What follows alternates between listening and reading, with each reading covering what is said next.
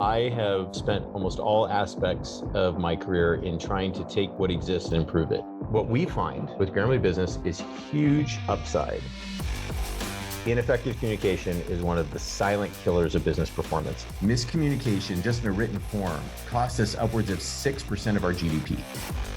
We're providing deeper and richer suggestions around the actual structure, the delivery, to make sure it's actually engaging and has the right tone. Think about how much effort and time and energy that marketers put into building their brand. The challenges to delivering that consistent, high-quality brand experience, we actually see faster and faster speed of the actual individual support rep making fewer and fewer mistakes because they're getting better and learning in real time. Technologies are about challenging status quos, not just about optimizing on the status quo. Companies are going to have to move into a world where they are solving for the and of quality and efficiency, quality and speed, rather than a trade-off mindset. I think that is a subtle but powerful change.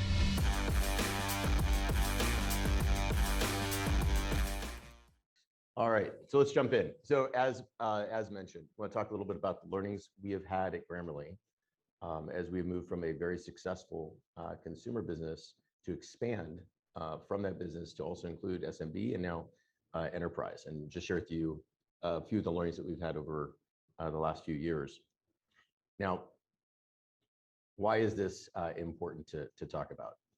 The recent research will show over half of CEOs are citing not just growth as a top 3 agenda item, but growth into new markets. And I think given everything we've been through over the last few years, we see more companies taking a bigger step back than ever before. That's what the research would say. And so we thought this topic would be timely. If your organization is more likely than not to be one that is seeking growth in a new segment. And that's obviously challenging when you're going into an unknown space. So with that, let me dive in. I'm going to start by just telling you a little bit about Grammarly and where we are on our journey. Grammarly was founded a little over a decade ago as a very successful, we call it a consumer product. Individuals purchase and use our writing assistant to help them in their professional lives, in their as students in an education setting, and in their personal lives. We have grown over that time quite substantially, over 30 million daily users. And we've grown also in terms of what we offer. So we have now an offering for Grammarly Business, which we'll talk through today. We have an offering for EDU organizations, for nonprofits. And most recently, we now have launched Grammarly for Developers, which allows developers to build Grammarly natively into web applications.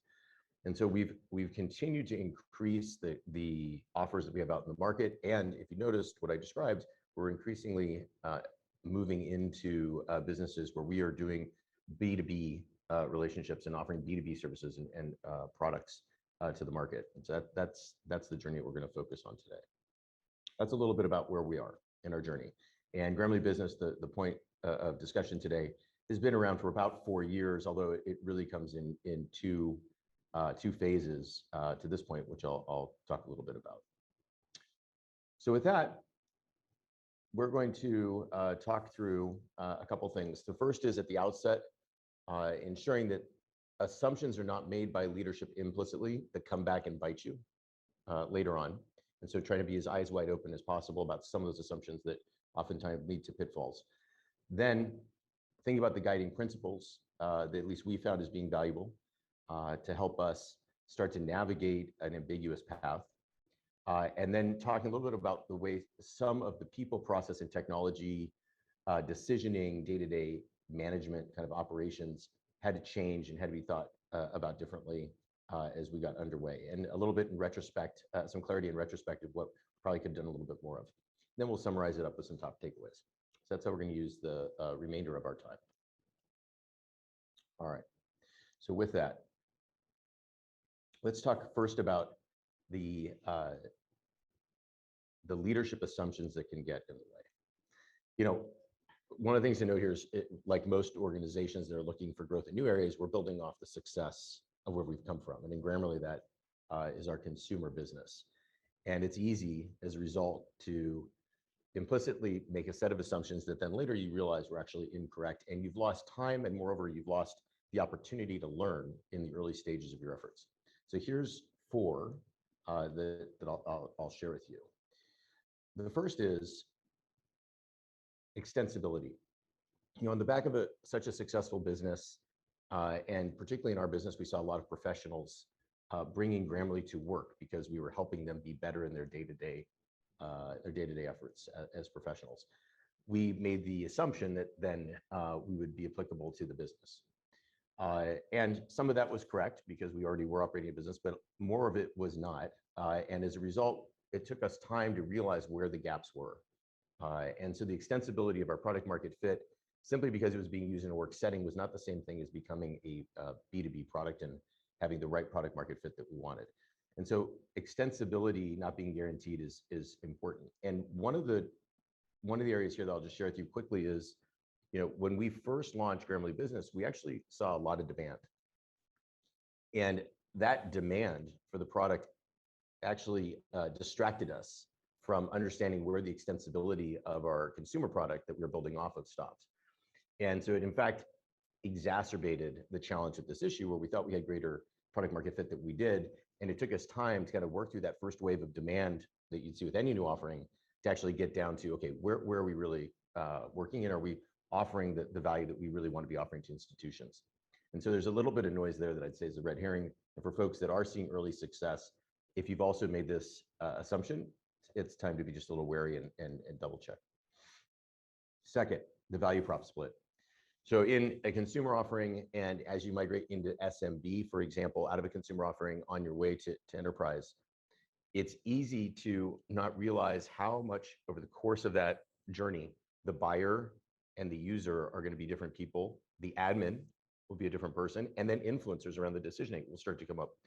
All of these things are one person in the same in a consumer sale. In an SMB sale, they may be very tightly linked with shared responsibilities. In an enterprise sale, enterprise decisioning, they're very different. And similarly, for success in delivering value in the institution, you need to actually be meeting the needs of these folks differently and their agenda differently.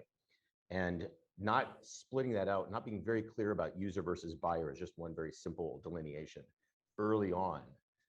Is an easy way, again, to see yourself getting traction in certain segments where they remain close, like SMB, and have to really find out through pain when those agendas split between a buyer and a user, for example, over time. The third is go-to-market mechanisms. They don't translate. This is kind of an obvious statement, probably. There's enterprise and consumer are very different.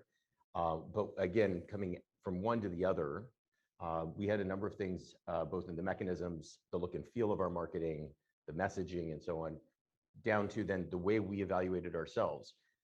Fun story is our first outbound campaign that we did for Grammarly Business, once we started to sort of tighten up about 2 years ago, kind of realize some of these learnings and reset, was driven by our B2C teammates.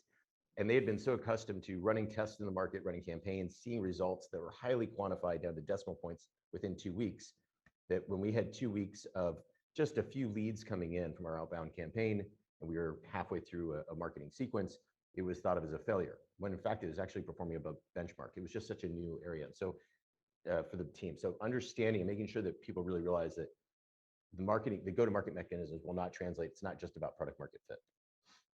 And then last, beware of strategies that rhyme. I think this is just a good general rule of thumb, but in particular, land and expand.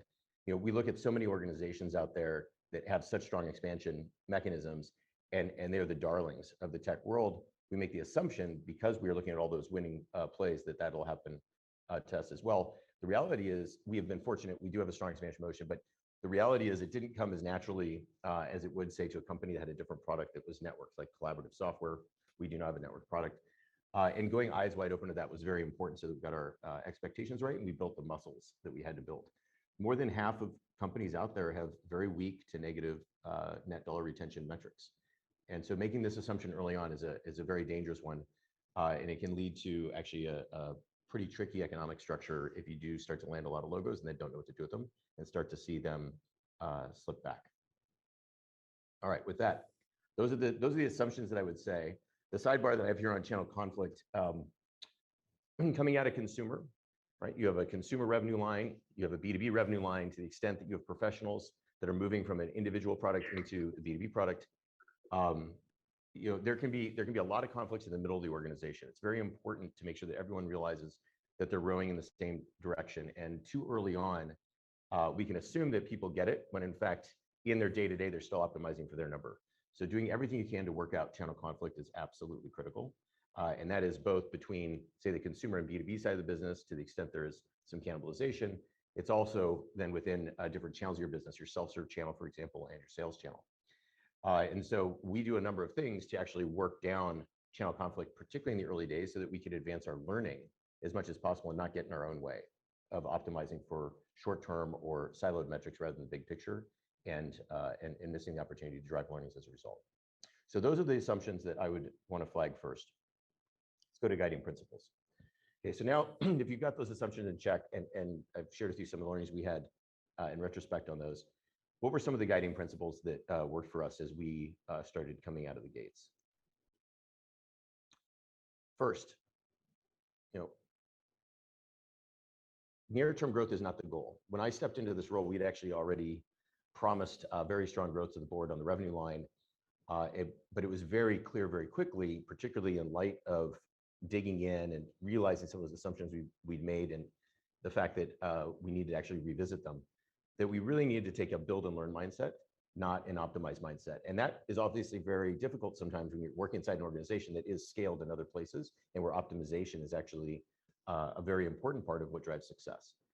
And so we really had to think about the fact that we need to create a business, we need to create customers. In our case, in creating a category, that's doubly important. So that was one guiding principle I think that we got right once we took a step back. The second was, this is about expanding the culture. In particular, when you think about a digitally driven consumer business, going to a business that will have digital channels as well as sales channels, like enterprise sales channels, customer success. There's a lot of fear. There's discomfort in the organization with that transition, particularly an organization like ours, where so many people, the formative years of their career have been spent here in a very successful way of doing things around one way of doing things. And so we really had to make people comfortable and be dedicated to the idea that the culture was going to evolve. I think the shorthand example here is, gosh, does this mean we're going to have a bunch of enterprise salespeople running around and like ringing gongs and all of that? And there's a stereotype around all that, and that was scary for some folks. I think in this one, you have to have the courage, and you have to instill the courage in the organization that expanding the culture, broadening that aperture, and thinking about diversity in a lot of different ways as you think about what is needed to build the organization of the future is very important. And if you're ever in a point of comfort, you may not be acting courageously enough, per Brene Brown, who I find very insightful. And then last, this is coming from our own CEO, but our values. We have a set of values. EAGER is the acronym. There's a set of values that we drive almost every decision with. And I'm going to get back to one more value on the next page, but that always is our North Star as to whether or not we are operating, behaving, and thinking about the business in the right way. And so when we started navigating some of this unknown space, when we had setbacks, putting our values first rather than any specific business objective has been a very powerful touchdown for the entire organization, as well as over time and as we've evolved from one phase to the next. Okay, so how does this translate into a few things that we did differently and were valuable for us to do differently? Just an example in people, process, and technology. Well, first, picking up from the last page, as we move forward, it's easy to be distracted, particularly if you're feeling the pressures of growth, to the best way to optimize for that growth or to build toward that growth in a very myopic way. One of the touchstones in our values that also translates into every operating decision we make is ensuring that we are bringing value first to our customers and users before we ever think about our revenue line. And second, making sure that what we are doing earns the right to have very deep trust with those users. And that, from a consumer basis, as a consumer organization, but as a B2B organization, similarly encapsulates the users and the employees, if you will, of that organization, so that each one of them trusts Grammarly, but also the institution as well. We make a lot of investments, and a lot of focus goes there first. The revenue line is always second. So that's priority number one. And when you go through decision making, that literally means in meetings, sometimes you're stopping a discussion to say, wait a minute, we need to flip the order of this discussion and first talk about how this makes things better for the customer before we talk about anything else. All right. Investing in people, having team task relevant maturity is critical. I personally love working with my team. I love growing them and so on. I know that I've made a few mistakes over the last couple of years in terms of stretching people too far for too long outside of their area of expertise in the spirit of growing them and challenging them. But more often than not, I tend to be a little over-biased on that, toward that, over-optimistic. Moving probably a little more quickly on getting the right team members with the right experience and pattern recognition in place is important. What I would just say on that one is super critical is bringing people in for pattern recognition has to be paired, and with their expertise has to be paired with the right values. And those things have to be separately and collectively met in terms of a bar for hiring. I would be very worried about a trade-off, and in particular in those values, making sure that they're curious. It's easy to have folks conflate the success they had at one organization, and folks on both sides of the table, the candidate coming in, the hiring manager, to conflate the success at one organization with the applicability of those learnings and those toolkits in the next organization. And so you want to have that curiosity and ensure you're not just rushing in with folks bringing the wrong playbooks in, but you do want to get that experience and pattern recognition. Second, think about what operational excellence means. In consumer business, operational excellence can mean things like being very, and particularly a scaled one like we had, operational excellence meant things like being very precise, getting things very tight, being very thoughtful. In a startup, you're going to be thinking more 80-20. You have to be more back of the envelope, more fast fail, more qualitative information. In B2B, leading indicators and behaviors become very, very critical to learn from rather than waiting until you get to the end state because of how long the cycle times are and how that will deteriorate your learning. So rethinking operational excellence and being thoughtful about that along the lines of those examples I just gave is very, very important as you're moving up market. And then productize everything. As we have gone through this journey, we have a growing side of our organization that is sales, customer success, sales engineering, BDRs, SDRs, and so on, to complement our growth and product teams and others as we try to get the whole product of Grammarly Business to market as effectively as possible and serve enterprises, earn the right to serve enterprises at real scale. It's easy to then get into a world of more headcount equals better performance. And ensuring, particularly the leaders in those areas of the organization, that they share the same responsibility as any other leader in the organization on the product side to be driving productivity, to be productizing things, to be looking at places where manual work should actually be removed from day one is very important. That's a difficult thing to instill in an organization later, once you've started to scale, once you have certain cost burdens, but also once you have certain precedents in place in that side of the org. All right, so we go to the top takeaway. So you have some pitfalls to avoid that are implicit assumptions. You can keep those in check early enough and shine light on them. That can really help. You then have guiding principles coming out of the gates that we found at least helpful here as we try to go up market. And then there's some examples of the type of people, process, and technology related ways of thinking about that enterprise side of the business that are very important to get right as you start your hiring and as you start to set some precedents out in the business. Cutting across all that, if I reflect on the top learnings, here are 5 that I would take away. Coming off I would almost, some of these might feel a little hyperbolic, but I think they're important. I think it's probably, in retrospect, probably would have been better if we'd even taken a stronger stance to write down the reasons why our current strategy to go into B2B and to go into enterprise would not work, rather than allowing ourselves to be over optimistic based on the momentum we saw with professionals in our individual business, as well as the early days and results that we got as we first launched Grammarly Business. I think if we taken not a pessimistic lens, but I think if we taken a more critical and objective lens while maintaining a positive attitude about our growth and our future, I think we would have actually pulled some learnings forward. I think I've said this one before, but it's worth saying again. It's very, very easy, particularly as you have more and more folks coming in from other organizations looking for ways to show impact.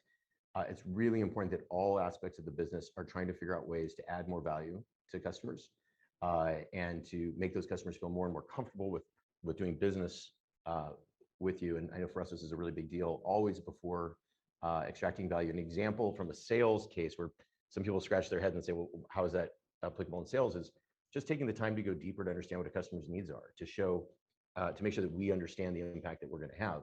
That is a way, and that is part of the whole product market fit that's important to get right as we go to enterprise. And for us, that was a big place in our sales team for muscle building, and continues to be.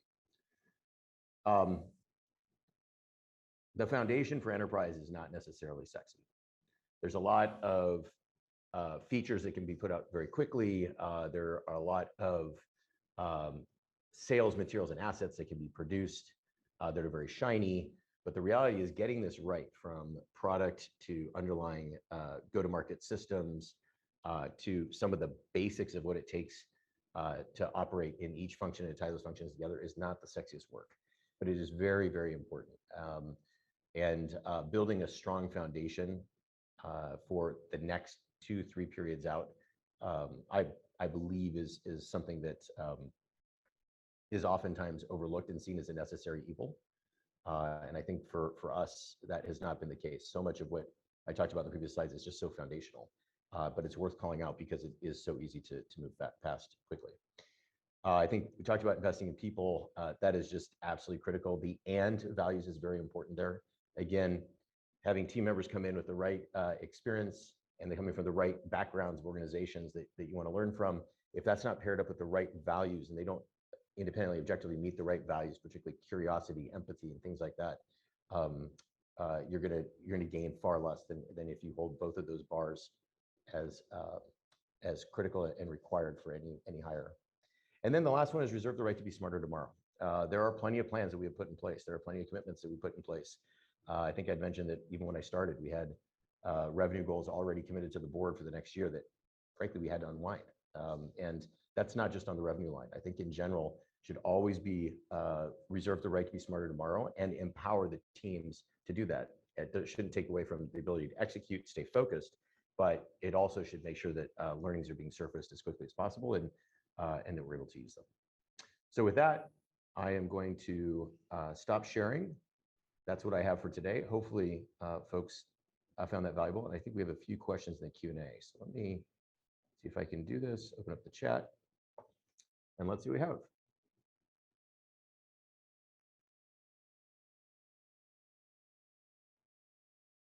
Let's see here, hold on a second. I don't think I'm seeing everything. Okay, so we have some questions from the SaaStr team. I thought I saw upwards of 6 chats listed. I'm only seeing a couple here, so I'm not sure if I'm seeing anything. So Gabriella, if you want to jump in at all, please feel free. Yeah, absolutely. I'm happy to read them off for you and you can answer. How about that? Sure. All right. First question.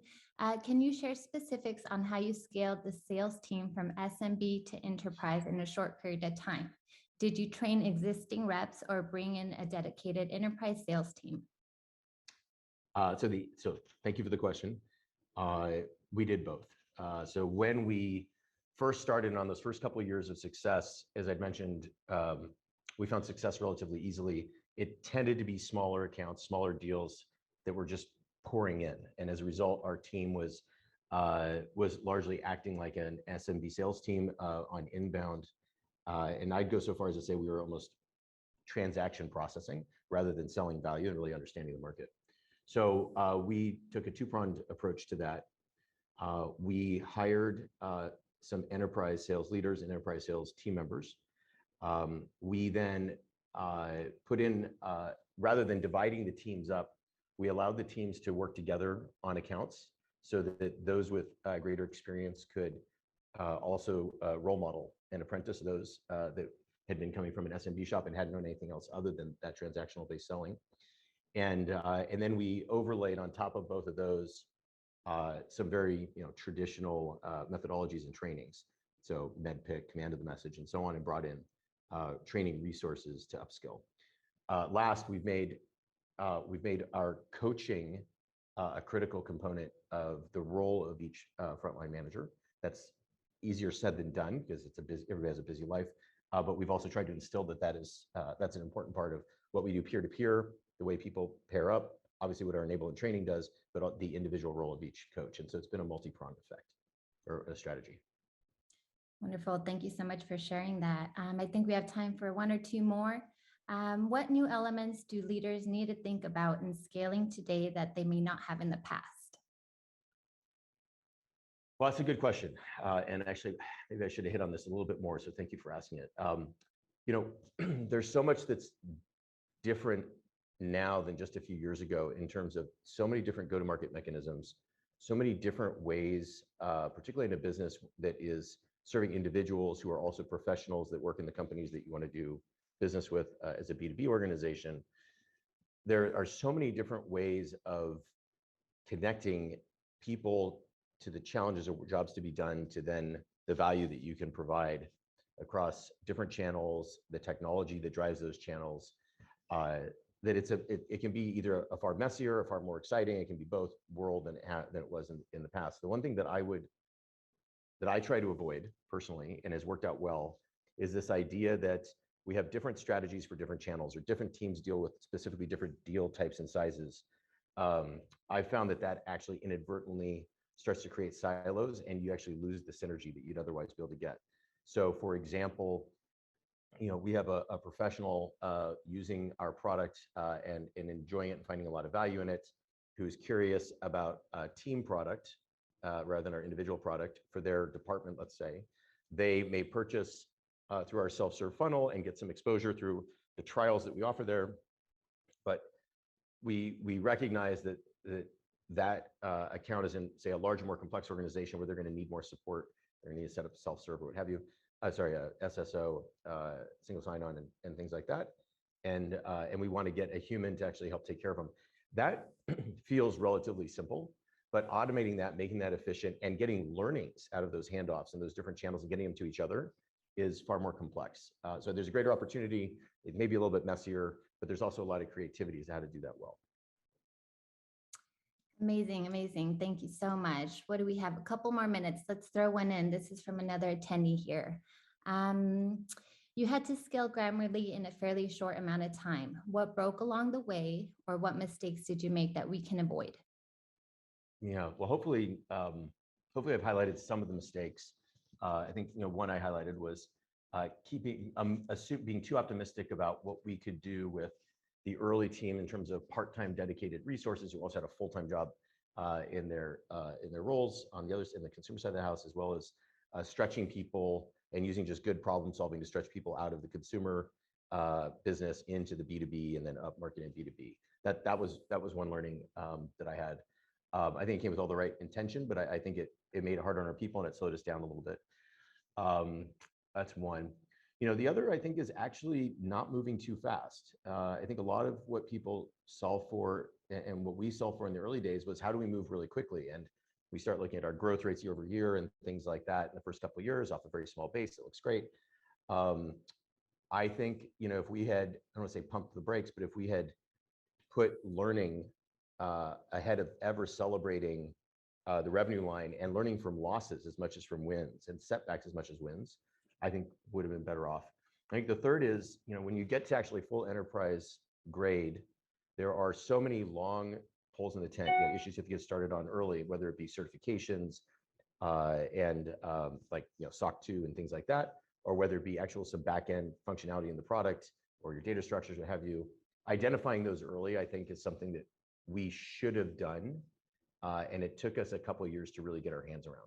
And I think that's another thing that, again, going to the less sexy side of it, probably would have put more time and energy on that earlier.